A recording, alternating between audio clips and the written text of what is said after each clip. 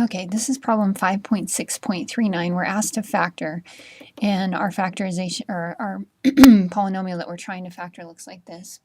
And I wanted to just point out to you, using our factoring flow diagram, I need to grab one, how we're going to think about this. Okay, so we always start by factoring by looking for a greatest common factor. So we always want to do that first. And then we ask ourselves, and you can't see this very well, but we ask ourselves, how many terms do we have? And that's going to tell us how we're going to factor this. And you can see right here, when we have two terms, we're trying to make it fit a formula, okay? Because that's going to be the only way it's going to factor if it does factor. All right, so with this one, I see that it can't be written as the difference of squares because these ninth powers here can't be written as squares. So it must be able to be written as the difference of cubes, okay? So what my goal is to try and write this in this form. So our formula, a cubed minus b cubed, is equivalent to a minus b, a squared, plus ab, and plus b squared, okay? So what I want to do is I want to try and write this so that it looks like this, something cubed minus something else cubed, because once we've done that, we can identify the a and the b and just stick that into our formula, okay? All right, so first thing is I recognize that 64 can be written as 4 cubed, and w to the ninth can actually be written as w cubed cubed. And that's because when we have a power raised directly to another power, we multiply. So 3 raised w to the third raised to the third would actually be w to the ninth. Okay, and this is minus z to the third also raised to the third power. Now the reason that I'm writing it this way is I want to write it again as something cubed minus something else cubed.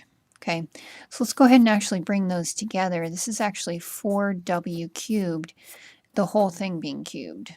Okay, so since this is being cubed and this is being cubed, this whole thing right here is being cubed, we can write it as one thing. And the reason for doing that then is we now have it in this form. We have this as something cubed minus something else cubed, and we just need to identify what those somethings are. So the a that corresponds to the a in this formula is 4w cubed, and the b is z cubed. Okay. All right, so once we've identified the a and the b, then all we need to do is just stick this into our formula in order to factor it. So it's going to look like a minus b, so that's 4w cubed minus z cubed, that's this term right here, or this factor.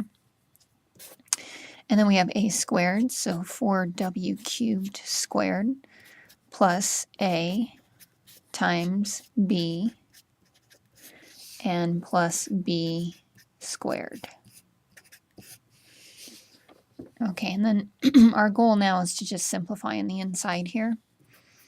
So we have 4w cubed minus z cubed. The 4 squared here is 16, and w to the third raised to the second power is w to the sixth. We have plus 4w cubed z cubed and plus z to the sixth. Okay. Now, in these problems where your power is higher than a 3 to start with, you really need to check and make sure that this factor doesn't factor any further, because sometimes it will.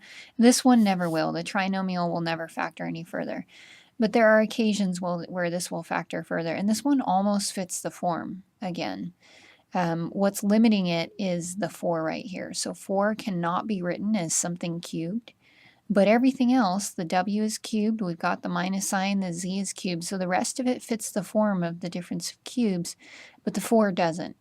And for that reason, it won't factor any further, and this would be our answer there.